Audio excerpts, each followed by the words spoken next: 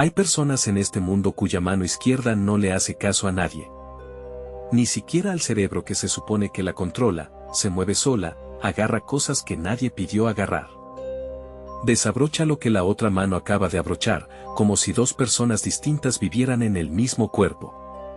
En 1908, un neurólogo alemán llamado Kurt Goldstein documentó el primer caso conocido de este trastorno.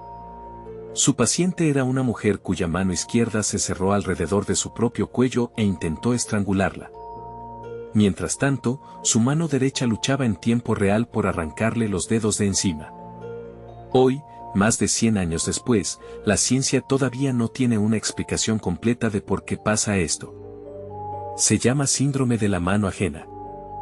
Algunos médicos, medio en broma, medio en serio, lo apodaron síndrome del Dr. Strangelove, por la película donde un personaje no puede controlar su propio brazo. En la película, de 1964, el personaje intenta dar un saludo nazi con su propia mano cada vez que se distrae, sin poder evitarlo, un chiste de guión que terminó describiendo, sin saberlo, un trastorno real. Pero esto no es ficción, está descrito en revistas médicas, con resonancias, con nombres de pacientes reales. Décadas de casos documentados en hospitales de todo el mundo. Y antes de seguir, esto no es un problema psiquiátrico ni un tic nervioso. Es un trastorno neurológico real, con una causa física identificable dentro del cerebro. Y lo más perturbador es que, fuera de esa mano, el resto de la persona puede estar completamente lúcido, piensa con claridad, habla con normalidad, entiende exactamente lo que está pasando. No es que la mano tiemble, ni que se mueva sin sentido, eso sería más fácil de aceptar. La mano ajena hace movimientos con propósito, agarra un vaso, gira una perilla, abre un cajón. El problema es que la persona no dio esa orden, y cuando se da cuenta de lo que está haciendo su propia mano, ya es tarde para detenerla a tiempo. Y esto es lo más inquietante, la mano no está paralizada ni dormida. La persona la sigue sintiendo perfectamente. Solo que ya no la puede dirigir. ¿Vos qué harías si una parte de tu cuerpo dejara de responderte a vos? Porque eso, literalmente, les pasa a estas personas todos los días. Y el cuello no fue el único lugar donde esto se puso feo. Décadas después del caso de Goldstein, en Estados Unidos, una mujer llamada Karen Byrne empezó a notar algo parecido. Su mano izquierda le desabrochaba la camisa sin permiso, y le apagaba el cigarrillo entre los dedos sin que ella se lo pidiera. Varias veces, esa misma mano se levantó sola y la abofeteó en la cara, una y otra vez, mientras la mano derecha trataba, sin éxito, de sujetarla. Ella describía la sensación como tener una segunda voluntad viviendo dentro del mismo cuerpo, una que actuaba sin pedirle permiso a la parte de ella que sí podía hablar. Con el tiempo, aprendió a anticiparse, en cuanto sentía que la mano izquierda empezaba a moverse por su cuenta, usaba la derecha para sujetarla antes de que llegara más lejos. ¿Qué tenían en común Karen Byrne y otros pacientes con el mismo problema? Casi todos habían pasado por una cirugía radical llamada callosotomía, cortar, literalmente, el cable que conecta las dos mitades del cerebro. Se hace como último recurso en casos de epilepsia tan severa que ningún medicamento logra controlarla. Hablamos de pacientes que podían sufrir decenas de convulsiones por semana, sin que ninguna combinación de medicamentos lograra controlarlas. La cirugía era, literalmente, la última opción disponible. Ese cable se llama cuerpo calloso, millones de fibras nerviosas que conectan los dos hemisferios del cerebro. Normalmente, esas fibras mantienen a las dos mitades del cerebro hablando entre sí todo el tiempo, coordinando cada movimiento como una sola voz. Cuando se corta esa conexión para frenar las convulsiones, pasa algo que nadie esperaba del todo, las dos mitades siguen funcionando, pero ya no siempre se ponen de acuerdo. Contame en los comentarios, ¿preferirías no enterarte nunca de que tenés esto, o que te lo diagnostiquen apenas empieza? Y acá la historia se pone todavía más rara, porque nadie entendió bien qué significaba esa desconexión hasta que un científico se puso a estudiarla en serio. Su nombre era Roger Sperry. Antes de trabajar con personas, probó la cirugía en gatos, les tapaba un ojo, les enseñaba dónde estaba escondida la comida, y después les tapaba el ojo contrario. El animal actuaba como si tuviera dos memorias separadas y completamente independientes, una guardada en cada mitad del cerebro. Recién en los años 60, junto al investigador Michael Gazzaniga, llevó ese mismo experimento a pacientes humanos con epilepsia severa. Descubrió algo que le valió el Premio Nobel de Medicina en 1981, cada hemisferio del cerebro puede procesar información, decidir y actuar por su cuenta, sin que el otro se entere. El hemisferio izquierdo, en la mayoría de las personas, controla el lenguaje, el derecho, no. Y ninguno de los dos, sin el cable que los conecta, sabe necesariamente qué está pensando el otro. En otras palabras, dentro de una sola cabeza pueden convivir dos centros de decisión que ya no se comunican del todo bien entre ellos. Y uno de esos dos, el que no maneja el lenguaje, es el que a veces termina moviendo una mano sin avisarle nada al resto de la persona. Pero la cirugía no es la única forma de terminar así. Hay incluso un matiz que muchos médicos usan indistintamente pero que no es exactamente lo mismo. En el síndrome de la mano ajena, la persona siente esa mano como algo extraño, que no le pertenece.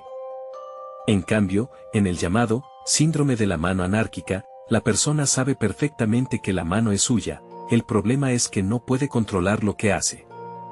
Los médicos distinguen tres tipos de síndrome de la mano ajena, según qué parte del cerebro esté dañada. El tipo frontal hace que la mano agarre objetos de forma compulsiva, sin poder soltarlos. Ahí puede reaparecer un reflejo que todos tuvimos de bebés, el reflejo de prensión, agarrar automáticamente cualquier cosa que toque la palma, y que el cerebro adulto normalmente aprende a apagar con los años. Algunos pacientes, sin darse cuenta, agarran un peine que ven sobre la mesa y empiezan a peinarse solos, o toman un vaso y beben de él, aunque nadie se los haya pedido. El tipo calloso genera lo que se conoce como conflicto intermanual, una mano abrocha un botón mientras la otra lo desabrocha, como si dos personas distintas vistieran el mismo cuerpo. Y hay un tercer tipo, más raro todavía, donde la mano se mueve en respuesta a cosas que la persona ni siquiera puede sentir conscientemente. En ese tipo posterior, la mano reacciona a un objeto que la persona ve pero jura no haber registrado, como si una parte del cerebro respondiera más rápido que la otra.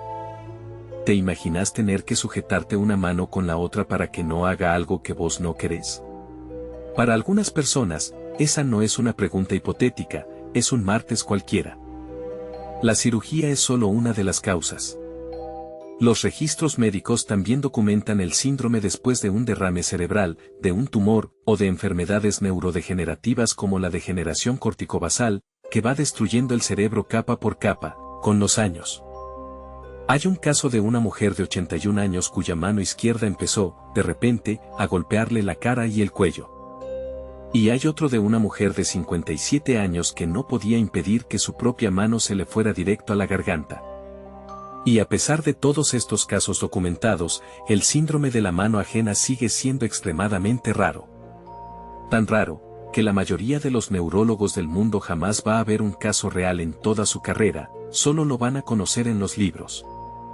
Cada nuevo caso que aparece termina, casi siempre, convertido en su propio artículo científico, porque hay tan pocos registrados que cada paciente aporta información nueva.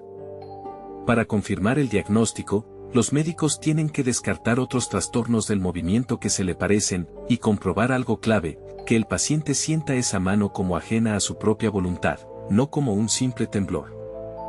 Muchos pacientes terminan evitando actividades simples, como cocinar, manejar o hasta dormir acompañados, por miedo a lo que esa mano pueda hacer sin avisar. Y esta es la parte que más incomoda a quien lo padece, no existe una cura. Ningún medicamento apaga la mano ajena por completo. Ninguna cirugía la revierte. La persona tiene que aprender a convivir, todos los días, con una parte de su propio cuerpo que ya no le pertenece del todo. Lo único que ayuda es mantener esa mano ocupada, sujetando un bastón, apretando una pelota, sosteniendo cualquier objeto que le dé una tarea y la distraiga antes de que actúe por su cuenta. En un caso documentado, una adolescente de 13 años redujo sus episodios en un 70% con medicación en solo 2 días. Otros pacientes recurren a terapias que los ayudan a reconectar mentalmente con esa mano, entrenando la forma en que el cerebro percibe dónde está ese miembro en el espacio. Pero, reducir, no es lo mismo que curar. La mano sigue ahí. Y sigue siendo, técnicamente, suya. Para la neurociencia, este trastorno se volvió un caso de estudio central para entender qué significa realmente querer mover una mano y cuánto de esa sensación de control es, en el fondo, una historia que el cerebro se cuenta a sí mismo.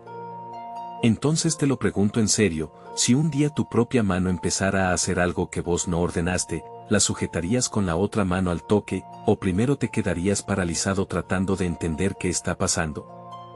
Contámelo abajo, en los comentarios, en serio quiero leer las respuestas.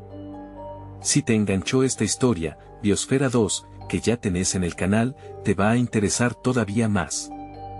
Y si este tipo de historias reales, sobre el cuerpo humano y los límites de lo que la ciencia todavía no explica del todo, te generan la misma curiosidad que a mí, suscríbete al canal, así no te perdés la próxima.